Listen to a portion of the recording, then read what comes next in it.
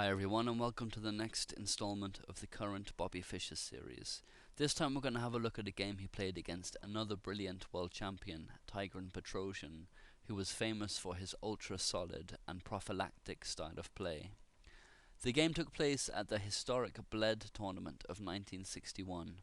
Fischer had white and opened as usual with e4, which Petrosian answered with the Caro-Kann defense c6, which is known for its solidity and thus suited, of course, to Petrosian's style of play.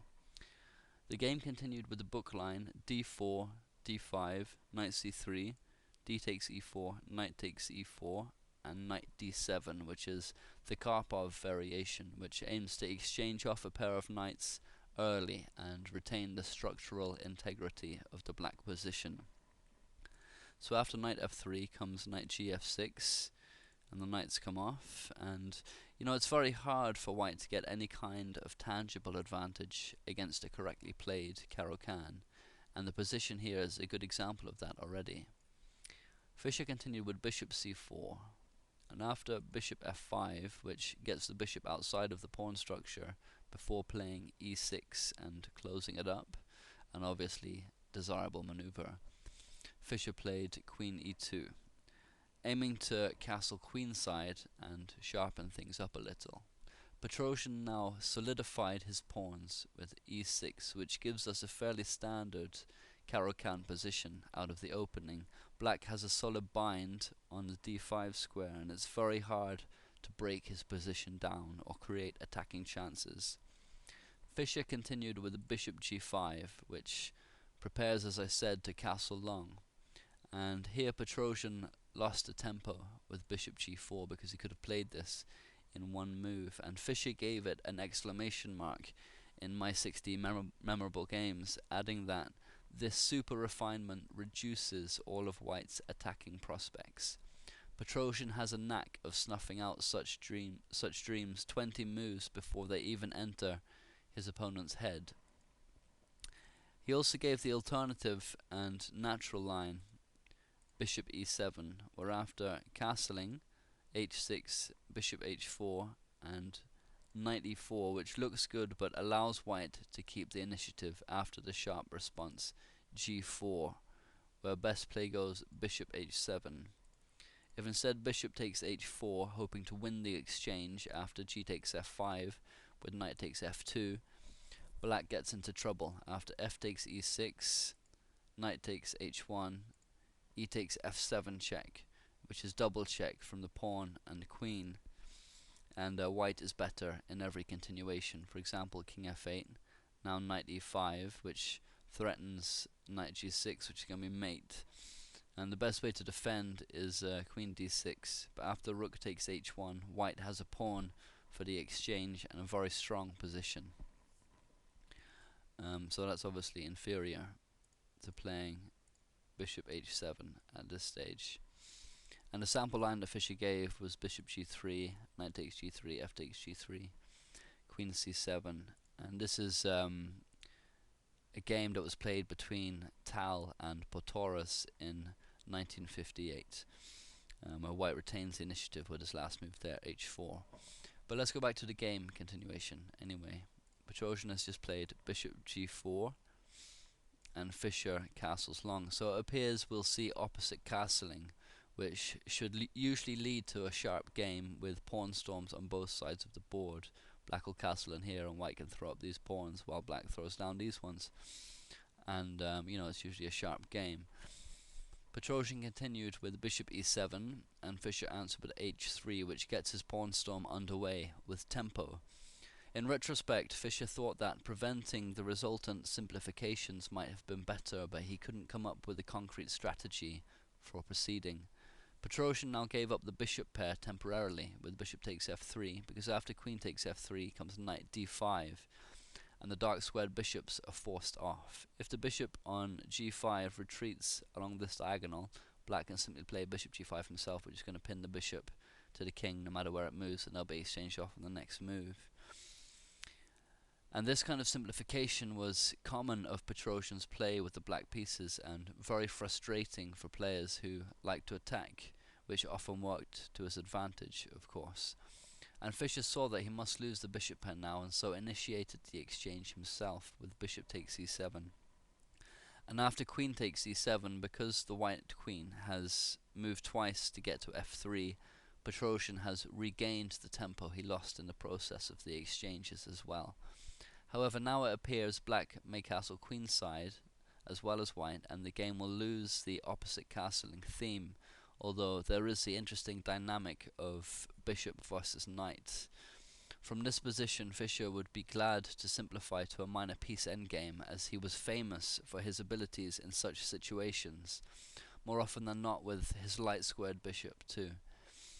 Here he continued with king b1, which prevents any checks on g5 from the black queen, and anticipates that Petrosian would castle queenside. However, he played rook d8 instead, which takes control of the semi-open file and exerts a little pressure on the d4 pawn. He also has the option of recapturing on d5 with his rook now. Should Fischer exchange minor pieces, he can follow up with his other rook to d8 and pressure down the d file. But Fischer didn't initiate that exchange, of course, because he prefers his bishop anyway. And here he played queen e4, which frees up the movement of his pawns, as it now looks probable that Petrosian will castle kingside after all. However, before that, he intends to get some initiative going himself with b5.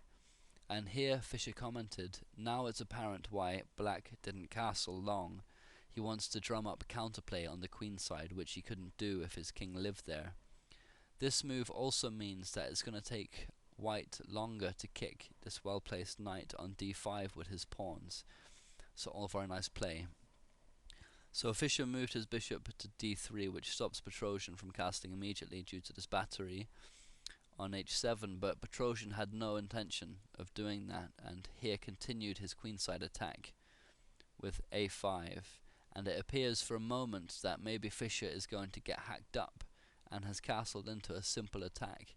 If white isn't careful here, black will play a4 and a3, where there'll be no b takes a3 because of knight c3 check, winning the white queen.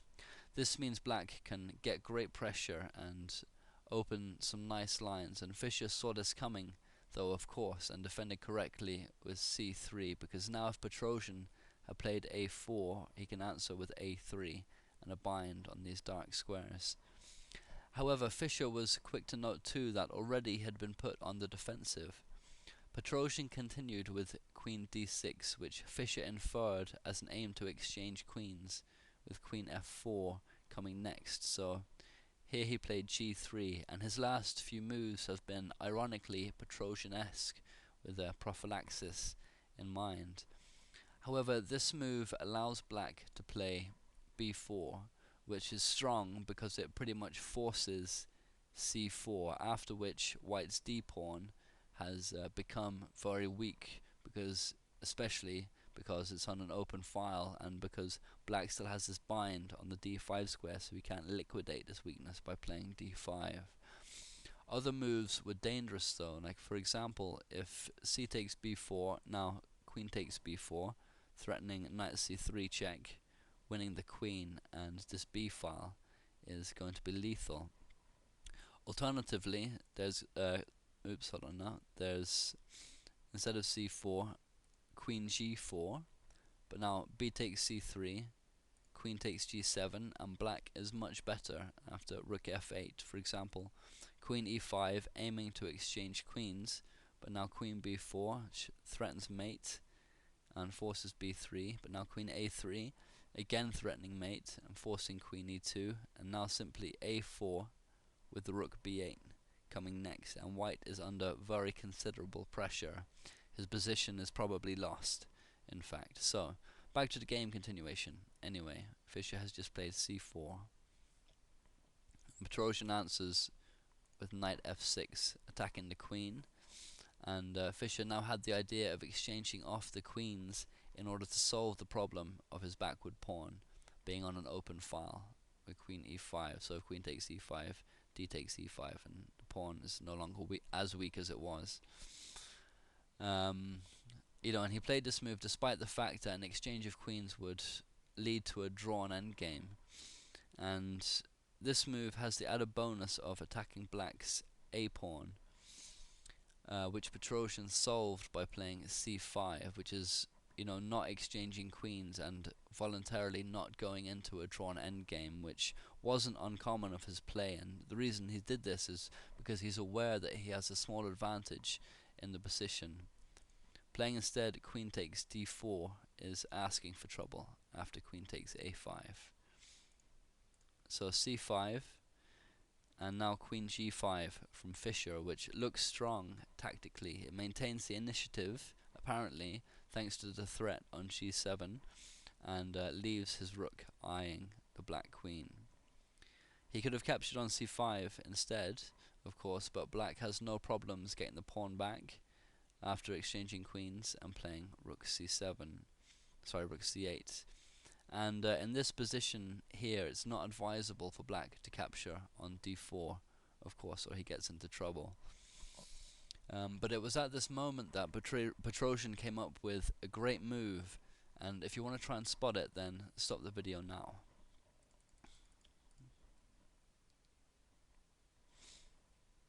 h6 is what he played with some very deep and inventive ideas in mind, and Fischer was now compelled to take on c5 with a loss of tempo. The point of Petrosian's play had been that if Fischer had snapped up the g7 pawn instead, and he did have something of a reputation for being materialistic, he gets into trouble, because now comes the quiet and forced move king e7, which threatens rook dg8 and a queen trap, and black has a big positional advantage. Best play goes d takes c5, and now not queen takes c5 but queen c6, which threatens to win a piece with rook takes d3, and after rook takes d3, queen takes h1 check. On top of this, queen trap also being threatened, and white is forced to play the desperado move bishop g6. But now comes the rook df8 in order to defend f7, and the line that Fischer gave as best was bishop takes f7, where there's no rook takes f7 because of queen takes h8. But this allows queen e4 check, and after king a1 comes rook h7, which wins a piece and the game, because if the white queen moves from this attack, then the bishop is lost because both the rooks will be attacking it. And if bishop g6 check, with check from the queen, now comes the rook takes g7, and after bishop takes e4, knight takes e4, with an easy win for black. So some very deep, interesting stuff from Petrosian there. So Fischer avoided that and played queen takes c5. So now comes queen takes c5, d takes c5, king e7, and Fischer gave the immediate rook c8 also as good for black. Play continued with c6, and now rook d6 to gain back the material. Rook h1, rook takes c6, and rook e5, attacking Petrosian's a pawn. So rook a8, and the resulting endgames are completely equal from this position. Despite having a bishop against a knight, it's virtually impossible for white to make progress here. Fischer played bishop e4 and added in his notes that playing instead rook b5, aiming for 7th rank activity, is easily neutralized with rook a7, after which black can maneuver his knight to c5 via d7, and he's as solid as a rock. After Fischer's bishop e4 is what he's just played here, Petrosian offered a draw, and in his notes Fischer wrote that he was ready to accept, but that Mikhail Tal happened to be standing by the board at the same moment and was watching the game with interest, because a draw would mean that he was almost certainly going to clinch first place in the tournament. Because of this, Fischer refused the draw, despite being fully aware that white had no way to make progress, purely to avoid giving Tal the satisfaction. So Petrosian played on, and, ostensibly annoyed with Fischer, blundered right away with rook d6. Taking the bishop with his knight was the way to draw, and this move gives white a big plus with bishop takes a8, a capture that shattered Petrosian, who in Fischer's words have been engrossed in analysing the intricacies of rook takes d6, king takes d6, rook takes e6 check, f takes e6, bishop takes a8, king c5, b3 to defend the c pawn, knight d7, king c2, and king d4, with an absolute bind on the dark squares and a probable draw. So bishop takes a8, rook takes d1 is of course going to move, just forces king c2, and now rook f1. This is where black starts to get into trouble. There's no turning back in this position at this point. The a pawn is attacked here, and black has to make a counter-attack of his own. If he plays instead rook d8, aiming to win the bishop, simply rook takes e5 is winning. So black has to make this counter-attack instead. So rook f1 is what Petrosian played, and after rook takes a5, rook takes f2 check, king b3, and you know, the resulting endgames from this position favour white very strongly. Petrosian played rook h2, which is going after another pawn, and Fischer proceeded by advancing his passed pawn with c5. And Petrosian answered with king d8, which is a nice accurate move, and not taking his pawn straight away, which would lead to trouble. For example, if rook takes h3, rook a7 check, king d8, rook takes f7, rook takes g3 check, king b4, and white's queenside pawns will advance in queen sooner than black's kingside ones. In this position, the bishop is vastly superior to the knight because it can control both sides of the board at once. So rook b5 is what Fischer played now, which is a nice move, nice and accurate move as well. If rook a7 instead, black is given a chance to hold the position with knight d7 attacking the c pawn, and after c6, knight b6. So rook b5, nice move from Fischer. Petrosian plays rook takes h3, finally taking the pawn. Fischer answered with rook b8 check, and Petrosian answered that with king c7. If instead king e7, now king takes b4 is winning. Not c6, because this allows black to play knight d5, which halts white in his tracks and gains a superior endgame immediately. It's the kind of mistake that's very easy to make in endgame positions. So king c7, now rook b7 check, and king c6, which is a bad blunder from Petrosian, but his position is lost now anyway. If instead king c8, next comes the rook takes f7, and after rook takes g3 check, king takes b4, and black won't last long. So back to the game continuation, king c6. Fischer is about to finish with a flourish here. If you want to try and spot it, then stop the video now.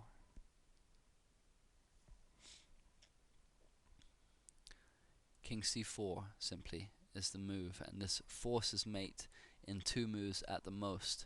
Petrosian resigned at this point, and Fischer is threatening mate in several waves, all involving moving the rook with discovered check. The squares a7, e7 and f7 all accomplish this, and Petrosian has no way to stop it except for sacking his rook with the rook h4 check, but even then after g takes h4 it's mate on the next move. So this game really was a lucky escape for Fischer. Petrosian played the opening and middle game excellently. One slip was all it took for Fischer to take full advantage, and his endgame technique again was flawless and unmerciful. So I hope you enjoyed this game. Please leave any comments or thoughts. Thanks very much.